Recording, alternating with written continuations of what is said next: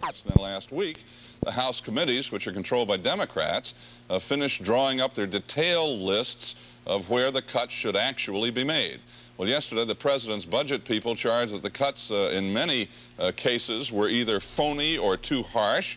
To quote them, James Jones is chairman of the House Budget Committee. He is a Democrat from Oklahoma, and he is with us this morning to respond. Sam Donaldson joining us. Good morning, Congressman. Welcome back.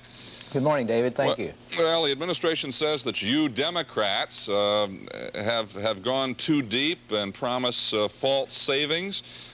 Phony and harsh, or a couple of other words. You called that all science fiction yesterday. What did you mean? Well, I couldn't believe it when I had been out of town for about 4 or 5 days to come back to read the Washington papers about these phony cuts or harsh cuts. 85% of what the House committees did in the way of cuts were precisely what the Reagan administration asked us to do in their first budget resolution. The committees not only met the Reagan targets, but they exceeded them. And I think rather than being criticized for it, I think the House committees should be congratulated for a job well done. How do you explain what they're doing then? Well, I really don't know. Unless there is a political motive behind it, I see no substantive motive for doing that.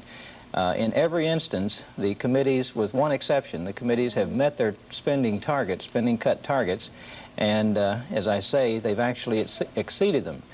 You can compare what the House committees have done, which is to cut spending by $2.4 billion more than what was required under the reconciliation process, to what the Senate committees did, which is a Republican-controlled body.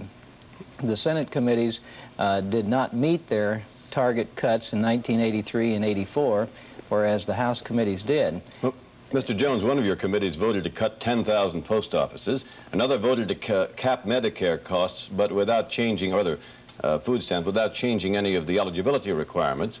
Now, that's not going to stick. Well, I think those are two very good examples of unjust criticism that the OMB leveled at the House committees yesterday. In the first place, with regard to the post offices, the committees never cut 10,000 post offices. There is no reference to that whatsoever in their statutory amendments. The fact of the matter is the public service cuts from the Post Office Department, which the House committees made for fiscal year 1982, are precisely the same cuts that were recommended in the Graham-Latta substitute endorsed by the administration just a month ago for 1983 and 1984. And so the administration can't have it both ways. They can't say in April and May we want to cut these programs, but in June when the House committees do the cutting, disavow it.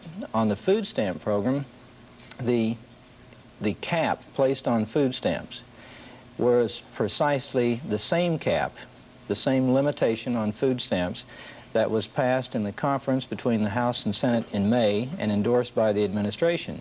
Again, I don't think OMB can have it both ways. They can't endorse those in May and disavow them in June when the House... But you've got to change the eligibility to stay under that cap. OMB contemplated that. And the House Agriculture Committee in the Omnibus Farm Bill that it's reported out has done precisely that. So it's, when you look behind the rhetoric, you find perhaps politics, but you don't find any substance. The Republicans say they may throw their own plan out onto the floor and try to go around you. How long are you going to let that go on, or how do you stop it? Well, there's no way to stop it. If the Republicans want to have a substitute, they certainly are entitled to do that in a motion to recommit. The fact of the matter is the Republicans had been talking about a substitute even before they had analyzed or studied what the House committees had reported.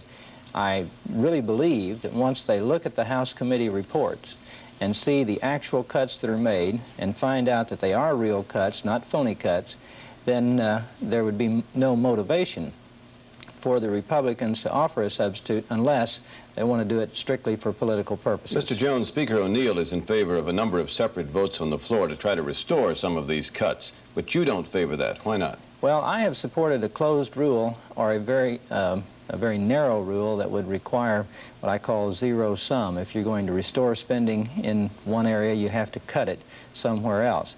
I think it's important because the American people are expecting Congress to be honest in the budget process.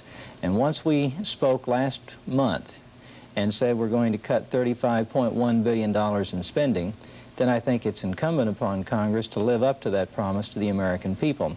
In the past, the Congress has spoken conservatively on budget resolutions, and then when it comes to the spending levels, they look the other way and restore spending.